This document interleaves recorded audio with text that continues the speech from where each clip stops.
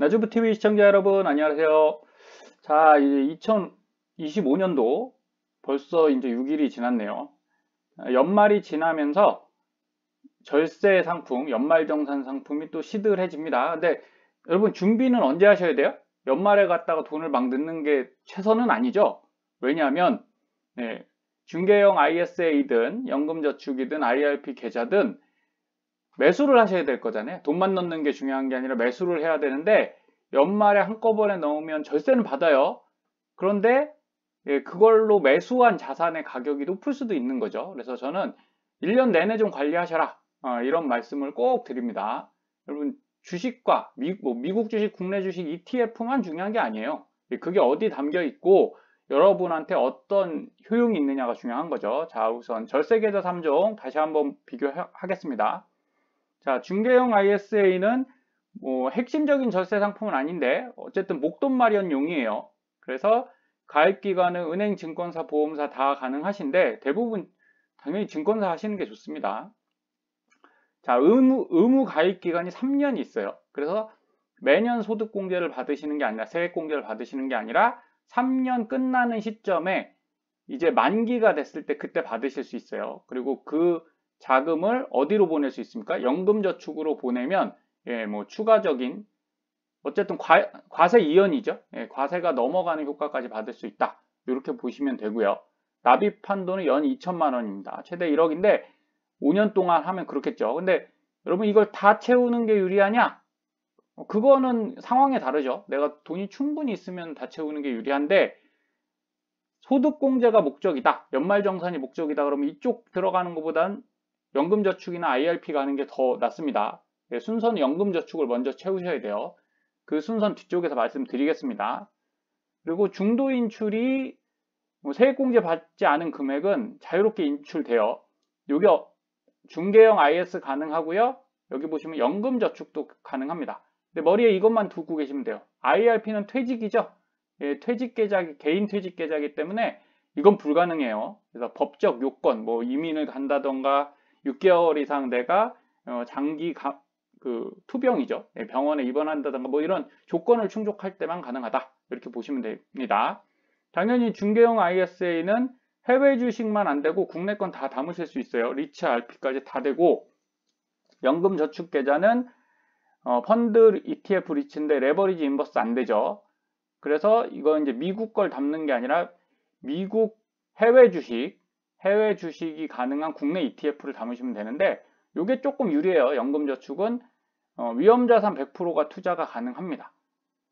중개형 ISA는 제한이 없고 대신 IRP는 뭐예요? 위험자산 비중 70%가 되어 있어서 이렇게 투자하시다 보면 연금저축 계좌에서는 이게 매수가 되는데 여기는 왜 안 되나요? 이렇게 나오는 것들이 대부분 이렇습니다. 그래서 이 중개형 ISA는 이해하실 테니까 연금저축 계좌를 플러스로 조금만 더 설명드릴게요. 뭐 당연히 노후자금 마련이고 제한 없습니다. 가입 누구나 하실 수 있어요. 만 55세 이후 수령이 가능하다. 장점이 뭐냐? 이렇게 넣으셨다가 당연히 이제 세액공제 받죠. 나중에 연금 받으실 때 연금 소득세가 적다. 뭐 2.2에서 3.3% 이렇게 되기 때문에 그게 적은 거다라고 생각하시면 돼요. 세액공제 받으시고 자, 의무 가입 기간은 5년이시고 그리고 자, 여기가 이제 약간 복잡해진 거죠. 예전엔 따로따로였는데 지금은 이렇게 같이 돼 있습니다. 그래서 연금저축과 IRP 합산을 1800까지 하실 수 있어요. 그럼 이게 무슨 얘기냐? 내가 세팅할 수 있다는 얘기죠. 연금저축을 나는 올해 400만 원만 받고 나머지는 그럼 400 빼면 1400이죠. 1400은 IRP에서 받을 거야. 이런 식으로 조정이 가능하다. 어떤 걸 어떻게 하는지 어떤 게 유리한지는 뒤에 설명드립니다. 그래서 요 두 개를 같이 세팅하시는 게 중요합니다. 그럼 IRP 계좌 다른 것만 볼게요. 자, 노후자금 마련 뭐 똑같고요. 누구나 소득이 있으면 돼요. 소득이 없으면 안 됩니다. 은행, 증권사, 보험사 다 되는데 뭐 최근에는 거의 증권사로 많이 그래야지 ETF를 살 거 아니에요. 은행이나 보험사는 뭐 이제 그쪽에 운용을 맡겨야 되는 그런 부분이 있습니다.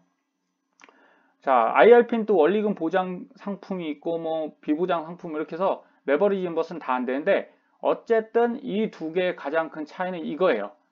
예, 중도 해지나 중도 인출이 되냐 안 되냐. IRP는 안 돼요. 그 다음에 연금저축과 ISA는 된다. 이 정도 보시고 하나 다시 보겠습니다. 자, IRP 연금저축 설명했던 건 넘어가고요. 자, 납입한도가 이렇게 돼 있어요. IRP 플러스 연금저축 합산이 연 1,800만 원인데 자, 이렇게 되는 겁니다. 만약에 한도를 1,800만 원 중에 자, 연금저축이 1년간 최대 받을 수 있는 혜택이 세액공제 혜택을 받을 수 있는 금액이 600만 원입니다. 650만 원 넣으셔도 600만 원까지만 세액공제가 되고 50만 원은 혜택을 못 받아요. 그러면 어떻게 하시면 돼요? 600만 원까지만 내시면 되겠죠. 그래서 600 내시고 1200을 내시는 게 맞습니다. 그래서 이걸 뭐 그 연금저축 펀드 계좌나 이렇게 증권사 계좌에서 하시면 요 변경 한도 설정하라고 처음에 나와요. 근데 이게 매년 바꿀 수 있거든요.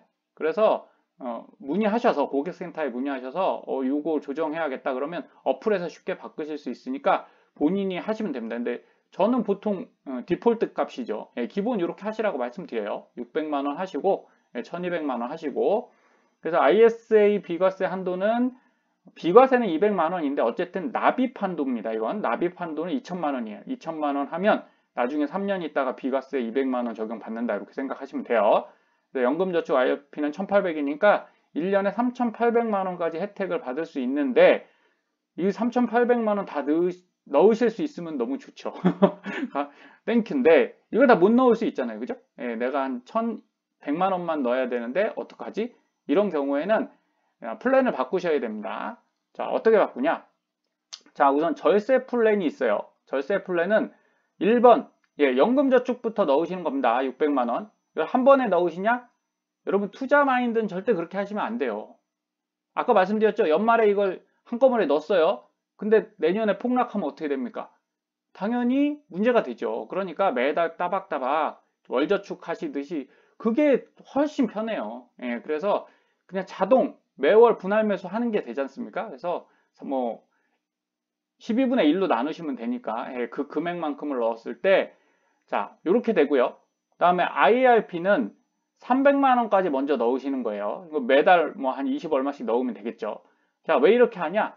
자, 세액공제를 풀로 받을 수 있는 구간이 사실은 900만 원이에요. 900만 원.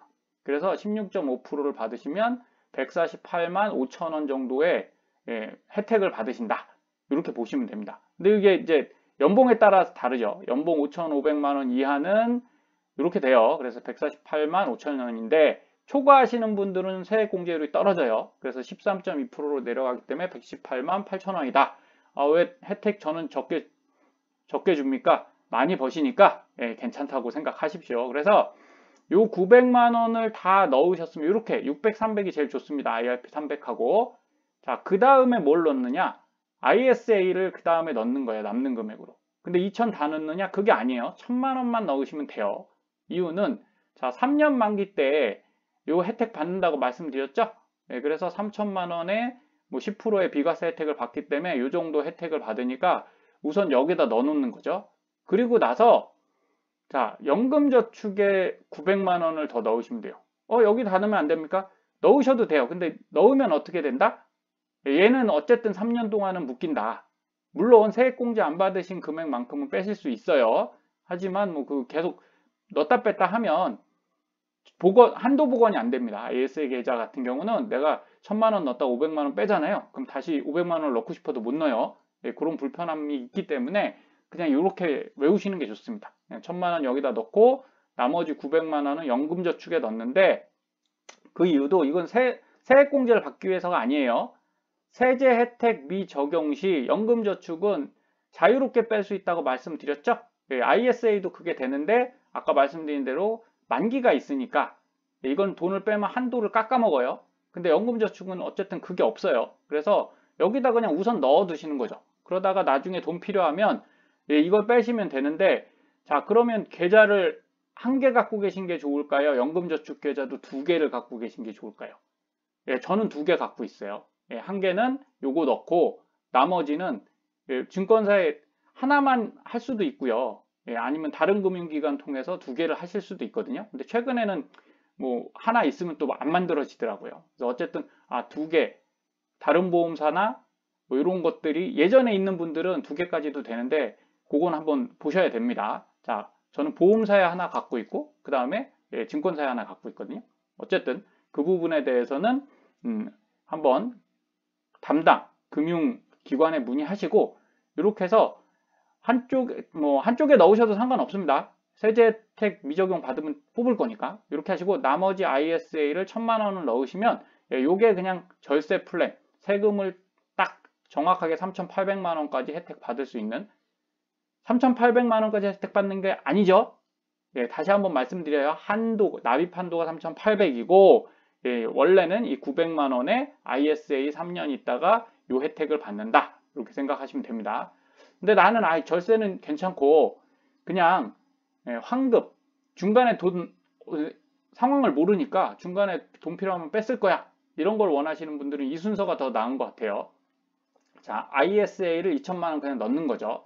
그래서 왜 당장 ISA는 올해 냈다고 올해 세액공제 세금 혜택을 받는 게 아니죠. 3년 있다 받는 거니까 그 중간에 깨셔도 문제가 없어요. 그리고 두 번째로 연금저축 600만 원 한도를 내는 겁니다. 근데 세액공제 한도까지만 내는 거죠. 그리고 나머지를 뭐 추가 납입을 하시든 다른 계좌. 근데 요새는 이게 막힌 것 같긴 해요. 그래서 조심하셔서 어쨌든 한 계좌에 넣으셔도 상관없으니까 이렇게 해서 세액공제를 안 받으시는 거죠. 그러니까 IRP가 없죠. 거기 넣으면 못 뽑아요. 이렇게 생각하시면 편하실 것 같습니다. 자, 최근에 커버드 콜 문의가 많이 들어와요. 그래서 세금을 덜 내고 싶다. 이런 말씀 많이 하시는데 이거 좀 잘 아셔야 됩니다. 어떤 게 있냐면 자, 국내 주식은 매매 차익이 비과세 맞죠? 사고 파는 거. 내가 플러스를 내든 마이너스를 내든 그냥 주식 거래세를 내고요. 세금을 안 내요. 그래서 사실 뭐 비과세는 아니고 과세를 안 하는 건데 뭐 비과세라고 표현해 놨습니다. 자, 국내 ETF도 매매 차익에 대해서는 세금이 발생하지 않아요. 당연히 주식 거래세는 붙습니다. 자, 그런데 여기에 이제 해외 주식이나 이런 것들이 포함이 되면 15.4%가 원천 징수됩니다. 내가 그냥 수익 나서 팔면요 15.4% 세금이 딱 붙는 거예요. 그러면 내가 진짜 매매 위주로 하겠다라고 하시면 어떤 게 나아요? 국내 ETF를 하시는 게 난데 2024년 기준으로 보면 이거 했으면 손실이 나겠죠? 네, 얘는 수익이 나니까 이거 세금 내시더라도 수익 나는 쪽을 하셔야 되는 게 맞습니다. 자, 그래서 종합과세 여부는 자, 비과세는 당연히 합산 안 되겠죠. 그리고 나머지 요 15.4%의 수익이 발생하는 요 혼합형이라고 보시면 되겠죠. 그리고 대부분의 우린 지금 출시되고 있는 커버드 콜 ETF도 매매 차익도 해당하고요. 여기 배당 소득도 해당해요. 그래서 이 세 가지가 전부 다 매매 차익에선 이 차이가 있지만 배당 소득에선 다 과세가 된다. 그쵸? 그리고 당연히 금융소득까지 다 합산해서 세금을 매기니까 정말 내가 세금을 줄이시고 싶다 그러면 국내 주식하고 국내 ETF, 주식 관련 ETF를 하시는 게 맞고요. 그나마 매매 차익에서 좀 줄어드니까 나머지는 이 배당 소득에 대해서는 세금이 다 나간다. 이렇게 생각하셔야 됩니다. 그런데 최근에 팁으로 딱 하나, 틈이 하나 생겼어요. 뭐냐면 요거예요. 국내 주식형 ETF 중에 최근에도 국내는 잘 안 사죠. 국장 다 떠나셨는데 뭉탱이 돈이 들어오는 상품들이 있습니다. 여기 보시면 위클리 커버드 콜이라고 돼 있는 것들이 있어요. 근데 위클리가 문제가 아니라 요겁니다. 국내 주식형 ETF 중 레버리지 인덱스는 제외예요. 자, 뭐 미국 테크 탑 10 커버드 콜이 뭐 엄청 많이 팔렸죠.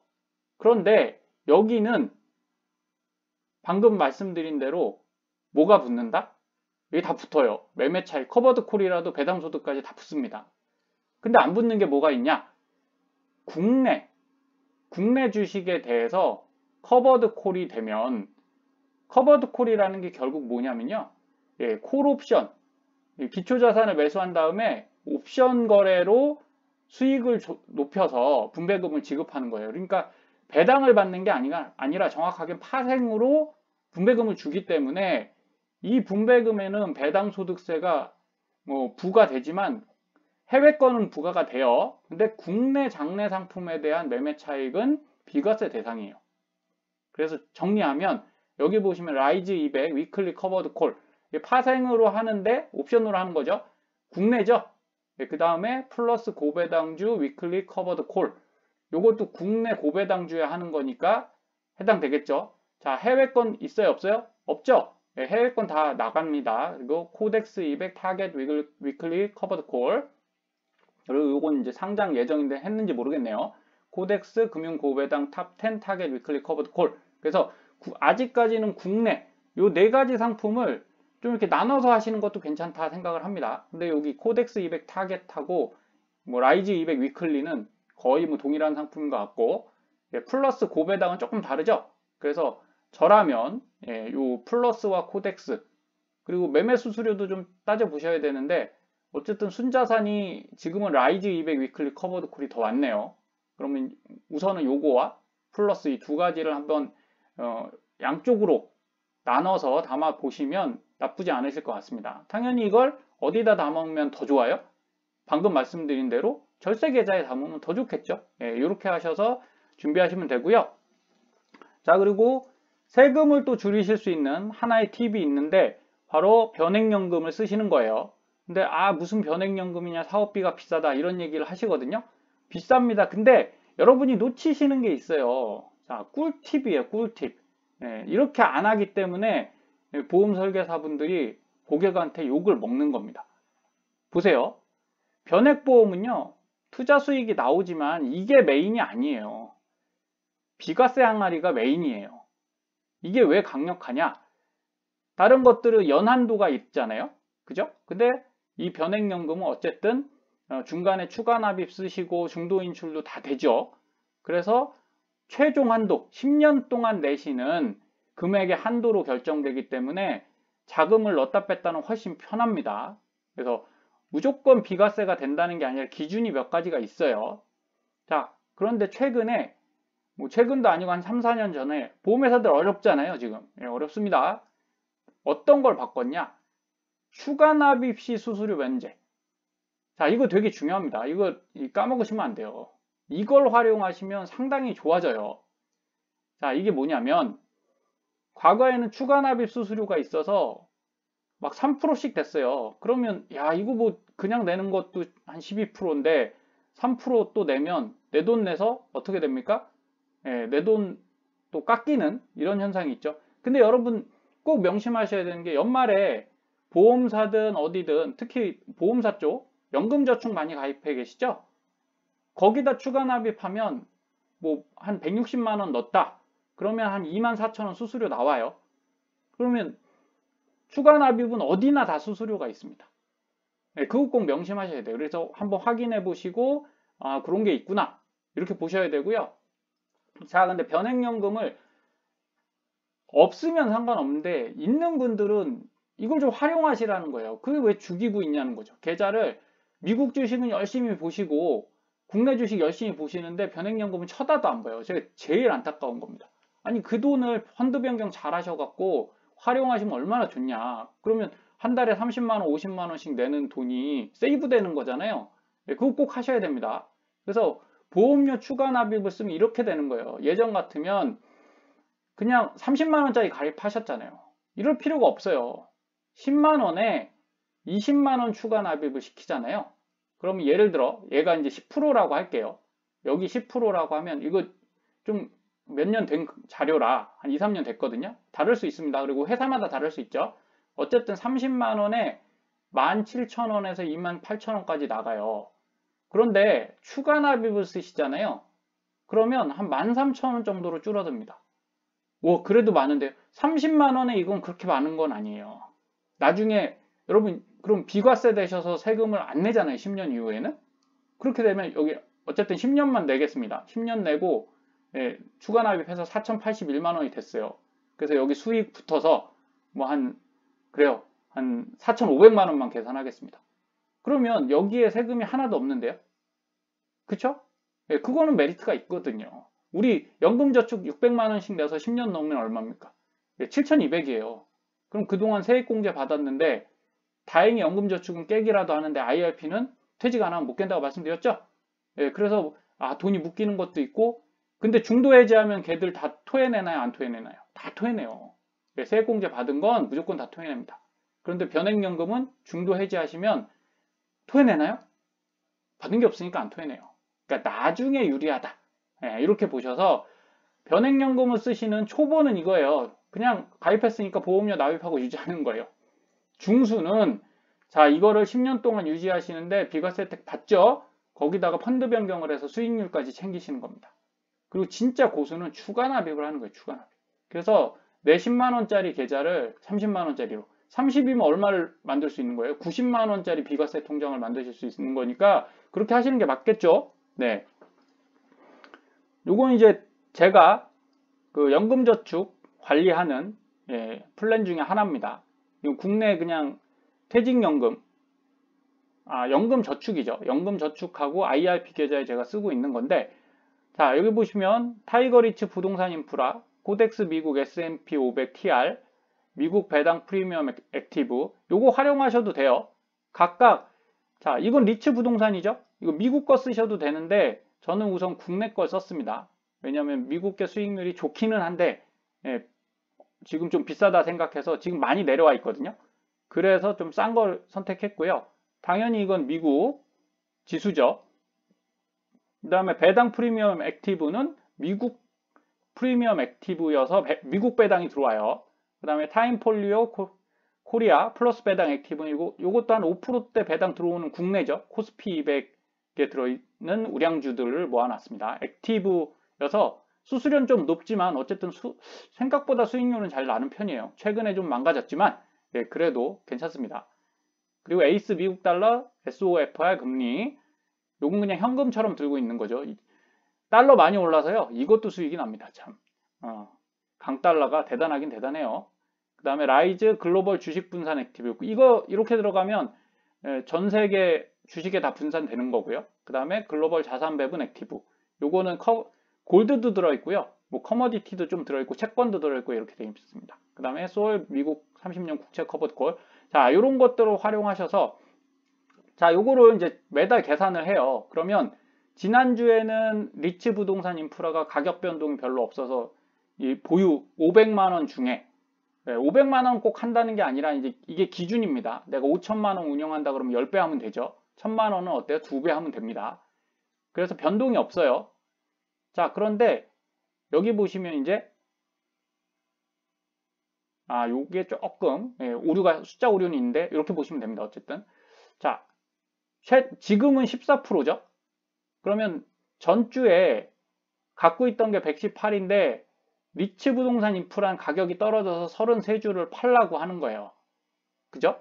그러면 이 118에서 33개를 팔아서 85주를 갖고 있으면 되겠죠. 그 다음에 지금 미국은 뭐 조정이 크지 않아서 그냥 그대로 유지하면 되는 거고요. 배당은 조금 더 사도 된다. 떨어졌잖아요. 가격이 떨어져서 14개 더 사라. 그리고 여기 보시면 국내 거가 이제 하락했다가 상승을 좀 했기 때문에 오히려 이게 수익이 좀 났거든요.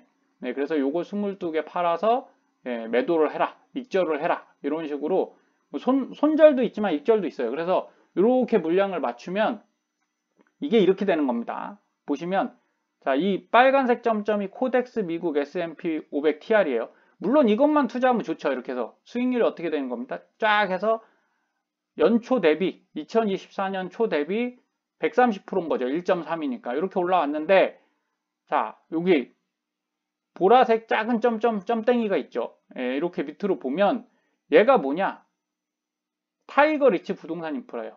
계속 빠졌거든요. 그럼 사실 리츠 부동산 인프라만 제가 들고 있었으면 손실이 많이 났겠죠. 근데 이렇게 서로 포트폴리오가 되어 있기 때문에 결국 이 최종 포트폴리오의 수익률은 지금 몇 프로냐면 작년부터 해서 116% 정도 됩니다. 여기 와 있어요. 그러면 여러 개를 사는 의미가 있죠. 그리고 각각 뭐 배당도 들어오고 이러기 때문에 이걸 장기로 가셔도 됩니다. 그래서 어렵게 투자하시는 게 아니라 이런 식으로 매달 조정만 하면 된다. 수량 조절하면 된다라고 생각하시고 요거 연금저축에 적용해서 하시면 되겠죠. 이렇게 하시면 됩니다. 그래서 자, 여기서 이제 변액연금으로 가는 건 조금 복잡한데 그거는 개별 가지고 계신 상품이나 뭐 다 달라요. 그래서 어쩔 수 없이 그냥 샘플만 보여드릴게요. 이건 이제 미래에셋생명, 요거는 하나생명이죠. 뭐 이런 건데 여러분들이 이걸 보실 때 되게 여러 개 펀드가 있어요. 근데 정해진 메인 펀드는 몇 개 있습니다. 이렇게 보시면 채권형, 그죠? 그 다음에 주식 성장형. 딱 보면 이름 나오죠. 주식 성장형이면 코스피보단 코스닥이 많이 들어있거나 뭐 이렇습니다. 그 다음에 혼합형은 주식하고 채권 같이 들어있다는 얘기고요. 자, 글로벌 커머디티, 이거는 이제 원자재란 얘기죠. 이머징 마켓, 이거는 이제 말 그대로 이머징이죠. 지금 뭐 중국도 들어있을 테고 인도도 들어있을 테고 이렇게 섞여 있을 겁니다. 글로벌 인컴, 이런 건 이제 배당성이 강하겠죠. 그래서 이름 보시면 대충 아실 거예요. AI 국내 주식 전략형, 요게 미국 주식 전략형 뭐 이런 게 있으면 미국 거겠죠. 그렇게 판단하시면 돼요. 그리고 과거 놓치지 마셔야 되는 건 요겁니다. 하나에서 보면 이렇게 수익률이 표시가 되는데 요게 누적 수익률이에요. 그래서 만약에 VUL 적립 혼합형이 10년 됐다. 그러면 10년 동안 155% 난 겁니다.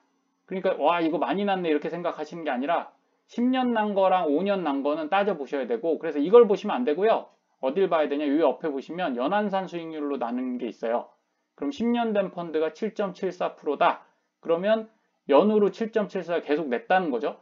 그럼 뭐 나쁘지 않잖아요. 그죠? 예, 최근 금리가 올라가서 그렇지 하나가 뭐 하나를 이렇게 나쁘다고 말하는 게 아니에요. 이건 이제 혼합형들이라 수익이 좀 안 좋지 제가 운영했던 제가 운영한 건 아니지만 제가 주로 거래했던 변액연금 회사들은 30%, 20%대가 많습니다. 그러니까 여러분 갖고 계신 것도 반드시 챙겨서 이제 관리하셔라.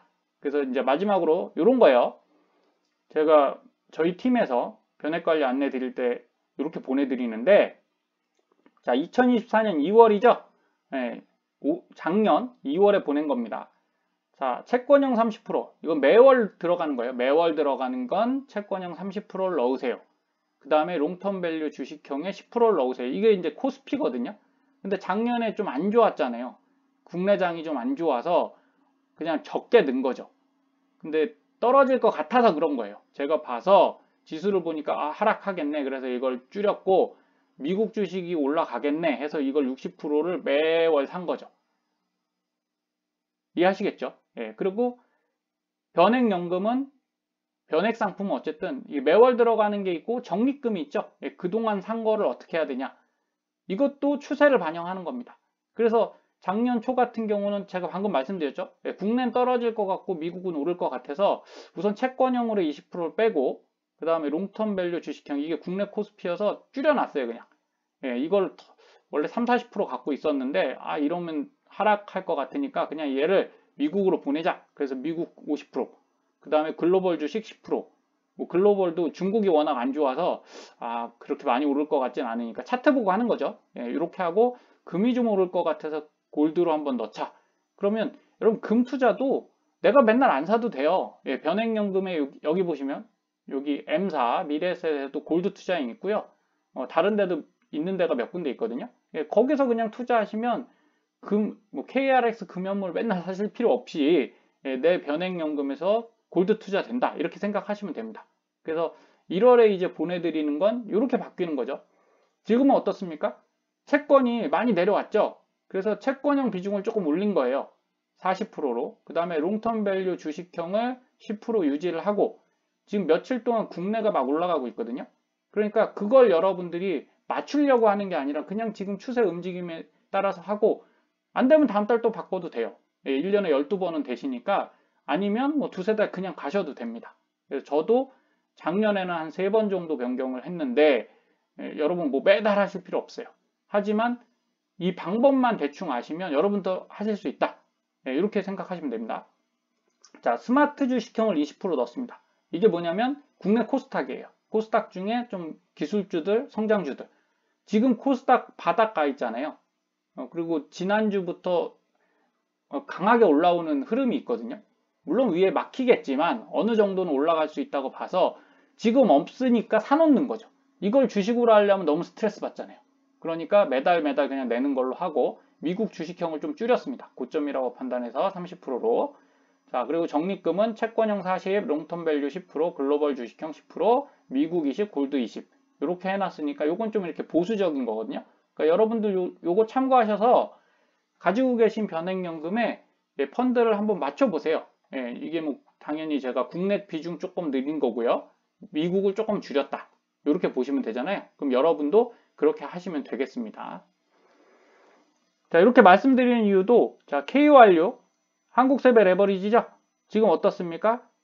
제가 말씀드리는 분홍색의 요 위쪽에 요 풀색이 있죠. 그러면 이거 많이 내려온 건 맞아요. 그런데 요 지점쯤 오면 이렇게 반등이 일어나는 거예요. 추세 반등이 위로 간다, 쭉 간다 이게 아니라 이렇게 저기 터닝했죠. 그리고 내려와서 여기 다시 닿았죠. 남색 선과 분홍색 라인에 닿고 또 이렇게 터닝하고 지금 몇 번째예요? 그럼? 세 번째죠. 그러면 이렇게 또 터닝 한번 하겠죠.